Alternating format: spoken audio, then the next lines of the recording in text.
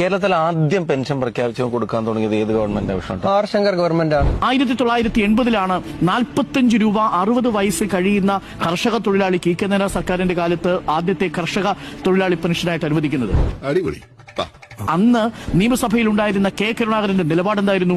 പ്രത്യുൽപാദനപരമല്ല പെൻഷനുകൾ എന്ന നിലപാട് രാഷ്ട്രീയമായി എടുത്ത ഒരേ ഒരു പാർട്ടിയുള്ളൂ, അത് കേരളത്തിൽ കോൺഗ്രസ് എന്ന് പറയുന്ന പാർട്ടിയാണ്. യുഡിഎഫ് ഗവൺമെന്റ് ഒരു പെൻഷനും കൂട്ടിയിട്ടില്ല എന്ന് ഇതുപോലെ പറഞ്ഞുകൊണ്ടിരിക്കുന്നുണ്ട്. അതിനുശേഷം 82 ആ സർക്കാർ വീണു. പകരം 82 UDF സർക്കാർ അധികാരത്തിൽ വന്നു. 45 രൂപയിൽ നിന്ന് 1 രൂപ കൂട്ടിയോ? 82 മുതൽ 87 വരെയുള്ള UDF സർക്കാരിന്റെ കാലത്ത് 1 രൂപ കൂട്ടിയില്ല.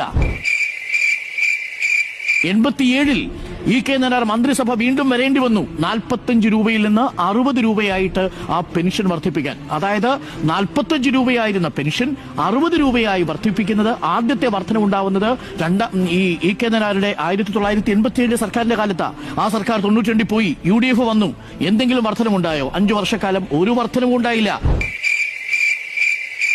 ഒടുവിൽ 96 പെൻഷൻ 60 രൂപയിൽ നിന്ന് 120 രൂപയായിട്ട് വീണ്ടും വർദ്ധിപ്പിക്കുന്നു കെ നായനാർ സർക്കാരിന്റെ കാലത്ത്. മൂന്നാമത്തെ വർധനയും LDF സർക്കാരിന്റെ കാലത്ത് 1996 കോൺഗ്രസിന്റെ ഏതെങ്കിലും സർക്കാർ ഏതെങ്കിലും ഘട്ടത്തിൽ പെൻഷൻ വർദ്ധിപ്പിച്ചു? നാമമാത്രമായിട്ടാണെങ്കിലും 96 വരെ വർദ്ധിപ്പിച്ചില്ല.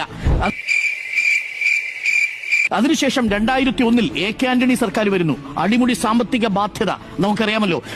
91 കെ ആന്റണി സർക്കാർ വരുമ്പോഴാണ് 28 മാസമാണെന്ന് പെൻഷൻ കുടിശ്ശിക ഉണ്ടായിരുന്നത്. കേരളത്തിന്റെ ചരിത്രത്തിൽ ഏറ്റവും കൂടുതൽ കുടിശ്ശിക ഉണ്ടായിരുന്ന കാലം 2001 വന്ന കെ ആന്റണി സർക്കാരിന്റെ കാലമാണ്.